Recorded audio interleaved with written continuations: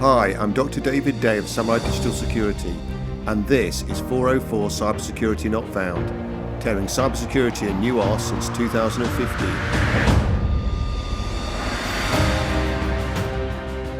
Hi everybody, welcome to another episode of our podcast. I'm joined today by Dr. David Day, the Managing Director of Samurai Security.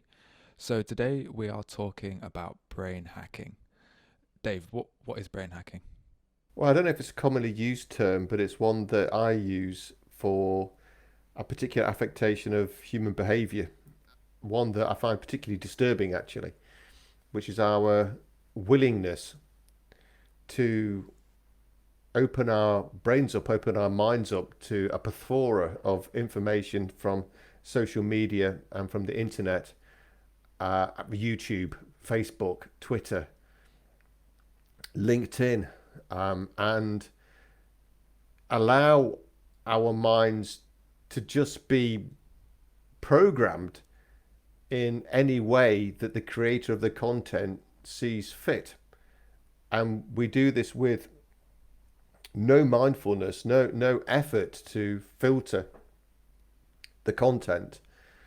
I mean, I guess that, if you bought a laptop, right, and you installed no anti-malware, no antivirus, no defense systems at all, and just connected it straight to the internet, not even NAT, right? So just the laptop connects directly with a public IP address, and that's it, with no protection whatsoever. You can be reasonably sure that the laptop will be in bits within seconds with malware.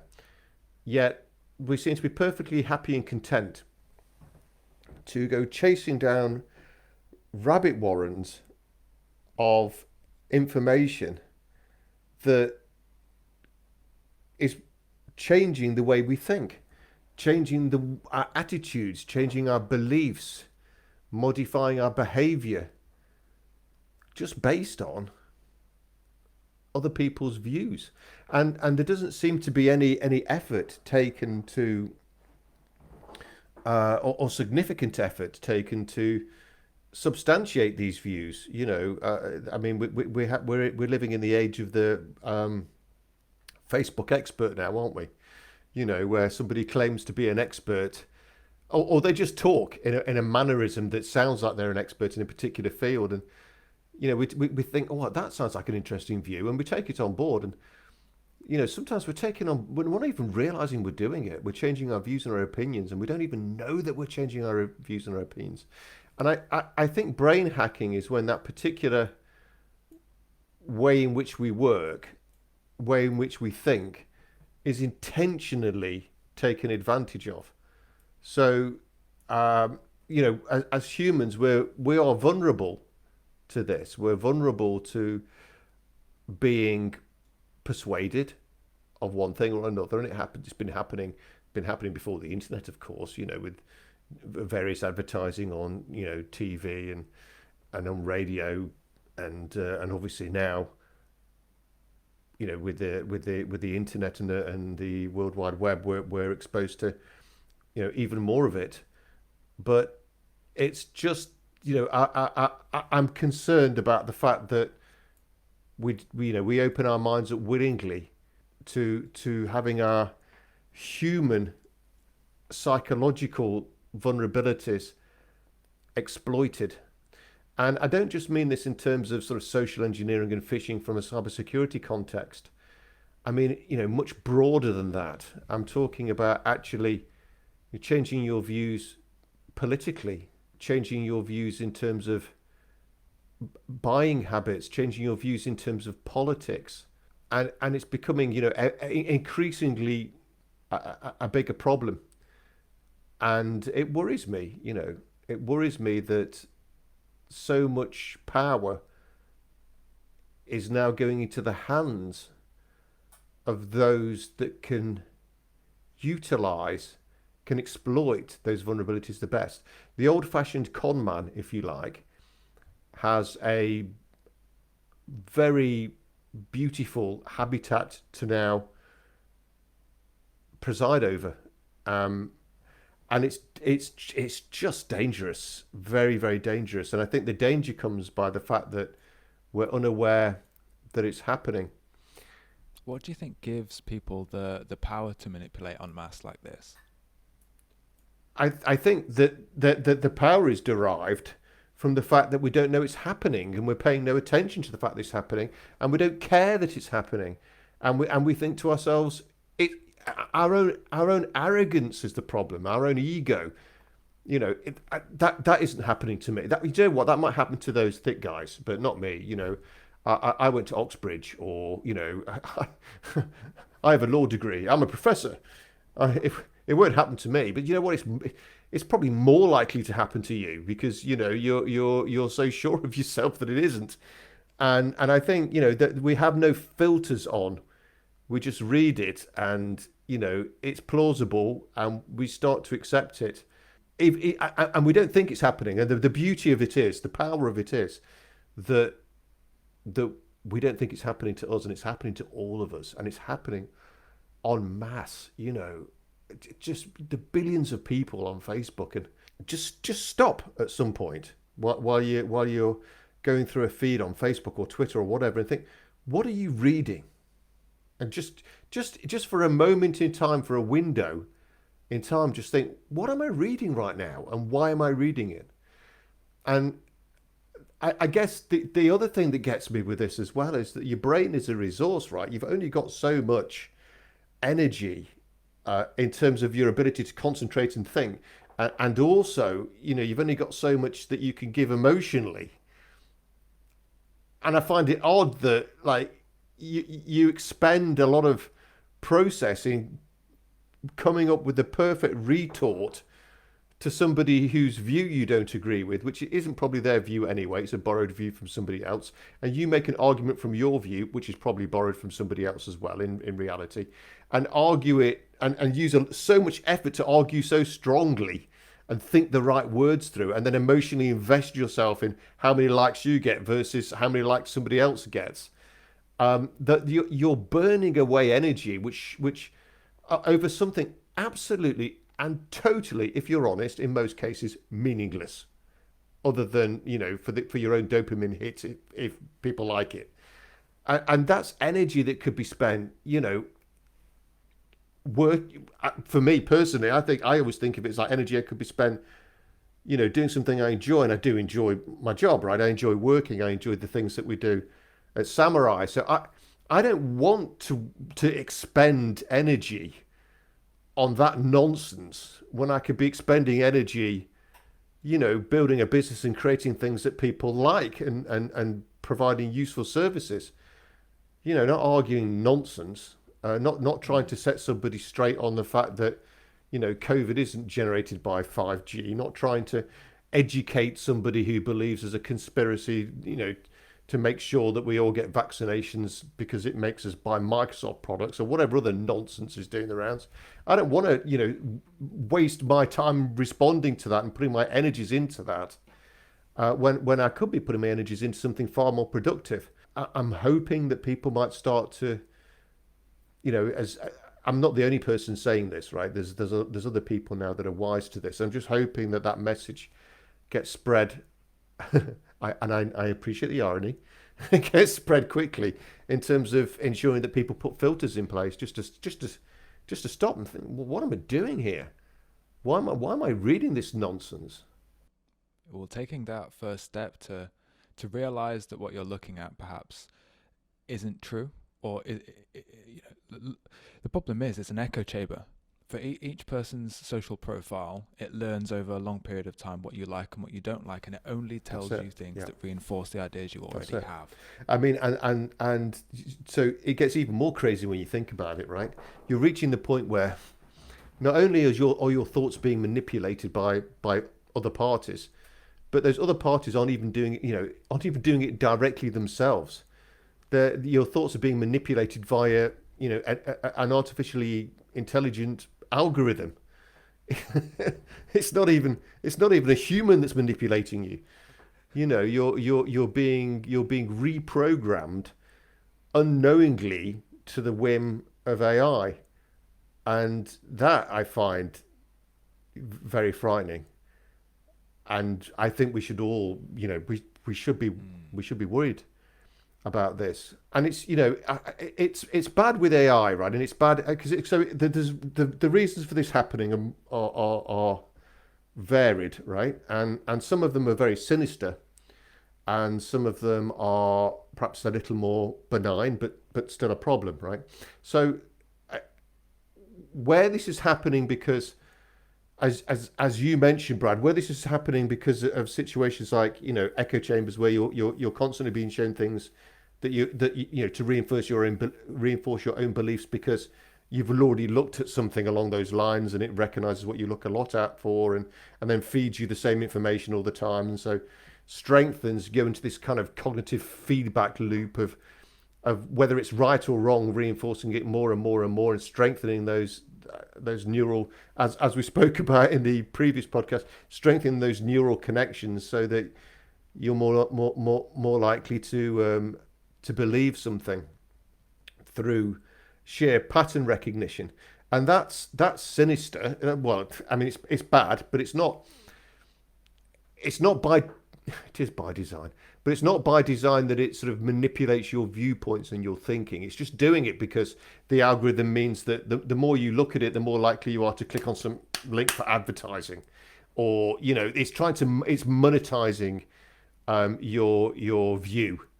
Your views and your opinions are being used to try and target advertising at you, right? And it's not great, right? But it's not like massively malicious.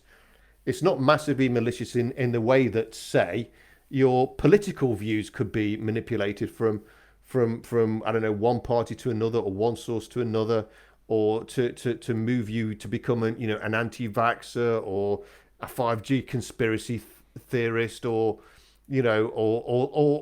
or worse than that, to maybe try to recruit you for terrorism, or a whole human trafficking, or a whole manner of different nasty, nefarious activities which you could be pulled into using those same kind of brain hacking techniques. And they're the ones that worry me even more. When we start getting subjected to propaganda, and all the nasty methods that can be used to try to reprogram how you think. I mean, the kind of things I'm talking about here are, when you're told half truths, so you're presented with some information that has, and these are always the best ones, right? You're presented with a bit of information that has some truth to it, a little bit of truth to it, and then that gets exaggerated. So that that can happen, or disinformation. You're basically just told the wrong thing, but you're told it in a very convincing way, with some pseudoscience behind it to make it appear even more likely. And we can go all the way over to the extreme where it's total fabrication, and the person they're claiming has said it hasn't said it. And I've seen this before. Yeah, I've seen it frequently. Comments by influential people, and things they haven't said. This totally made up. And then we have the deep fakes, then, don't we, with other people's faces put on other people to try and make it seem more plausible. So the whole sort of smoke and mirrors thing, divert your attention from the facts and focus you on something that isn't necessarily true, but drives you in a certain direction. Being selective about facts, only showing the ones that support your argument and ignoring the others. Things that play with your emotions to get you fired up when they're very oftentimes they're not even true. It's an emotional story that is told to try to get you to dislike a certain group, and it's totally fabricated. I don't want to start I don't want to start any arguments here, but I'm sure you can think of some yourselves, right? Where that's happening, where those kind of firestorms have erupted as a result of misinformation, just things that simply aren't true. What advice would you give people to stop that from happening? Well, I'm still learning myself, if I'm honest. But I think probably the most important thing is to know it's happening, and don't for 1 minute think that you're different. Don't for 1 minute think, yeah, I guess that might happen to the not so intelligent people. Not me though. Nah, definitely not me. I'm far too smart for that. I think that level of complacency is perhaps even more dangerous, right? But if you can stop and just think, do you know what? Here's one for you that I've just thought of now, right? Why not set an alarm, right, on your phone for start. You start looking at social media. Set an alarm to go off every 20 minutes, and every 20 minutes when it goes off, what am I doing now? you know, what am I reading now? If you're the kind of person that's that into social media that you could be on it for that period of time, just have a stop check and think, what am I looking at? What emotion is it eliciting? What message is it sending me? What benefit is it giving me? And if the answer to that is it's offering me no benefit at all, it's making me feel unpleasant, and I've spent the last 20 minutes staring at my phone doing absolutely nothing, then you've wasted emotion, you've wasted brain power, and you've wasted time. And even worse, if it starts to drive you down a certain path of thinking, and this can happen even more when information's been reposted and reposted and reposted it, and you see the same message being presented on Twitter, on LinkedIn, on Facebook, on those daft news feeds where they tag ridiculous stories at the bottom. They're normally nonsense, right? And you suck that stuff in, and whether you believe it or you don't believe it, if you read it and think it's nonsense, or you read it and think there may be an element of truth in it, you've read it. It's gone in. It's in there. You can't unread it once it's been read. And whether you think so or not, it has changed the way you think and perceive things, even if it's a nonsense news story. So I just find it odd that we're not filtering this information that we're being fed. We're not being mindful of what's going in and what it might be doing. We're just letting it happen. And I'm not saying I don't do it, because I do, but I'm becoming aware of it now, and I'm trying to not get pulled in with it. And that whole sort of dopamine hit thing of seeking out, trying to seek approval, because I think that's a big part of much of the problem is, we're so desperate for approval. Say the right thing, try and get likes, try and get followers. How many Twitter followers have you got? How many people are you connected to on LinkedIn? How many people have liked your post? Oh, I've got a hand clap here and a love heart there, and these little sort of reward centers of your brain, this dopamine hit that you get when that happens, is dangerous because it keeps you coming back, right? It's addictive. Cocaine, amphetamine, these are drugs that spike your dopamine. But guess what else spikes your dopamine? Somebody liking your Facebook post, right?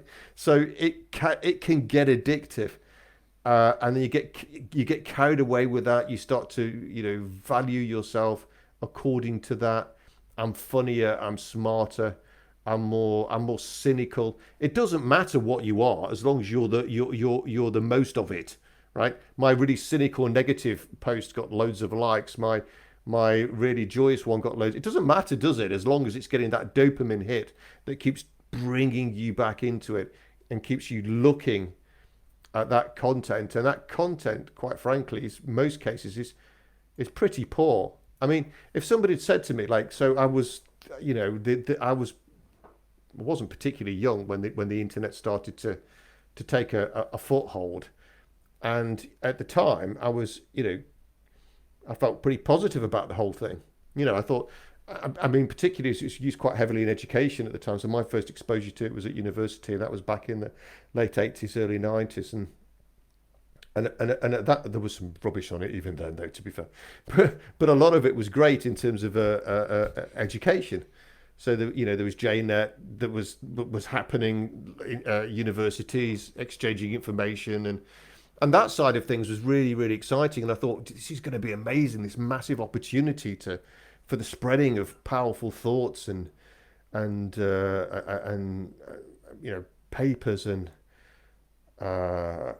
views and experiments. But it's getting worse, isn't it? It's like there's just the tremendous the petabytes of information that we have out there now, and what percentage of it is nonsense? Certainly most of it. So we're reaching the point now where it could be such an amazing resource, but what it's turned into is it's largely a cesspit of nonsense. And the ability to try to chisel through that rubbish to find anything of use is now becoming a skill. It's difficult to do it. It's difficult to find fully verifiable, unbiased news reporting. It's difficult to find decent quality, expert-driven, peer-reviewed material. That's an issue. And I'm conscious of the fact that the rate in which we consume information is increasing year on year, and our ability to separate good and bad information is becoming, limited. So with those two things in mind, what does the future hold for our ability to navigate this data landscape? I don't know. If you want an honest answer, I'm not quite sure what the solution is, but there needs to be, we need to start thinking about this. We need to start. It's got to be driven by, I don't know, and I'm thinking as I'm speaking, right? But I feel it's got to be driven by our own behaviour. So if we stop feeding the beast, if you like, then it's going to die, right? And every time we go in search of likes, retweets,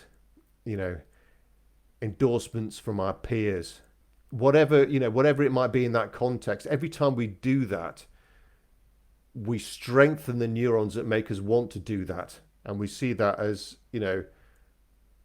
as an appropriate way to behave. At the first step, if we can change our behaviors and our patterns of working with the web, with the internet, and do that less, then the content that drives that behavior is going to start to shrink as well. So I suppose the starting point is, take a look in the mirror, isn't it? It's, we have to change our individual behaviors. Recognize the fact that it isn't a smart thing to do. We're damaging the way we think, and we're damaging society.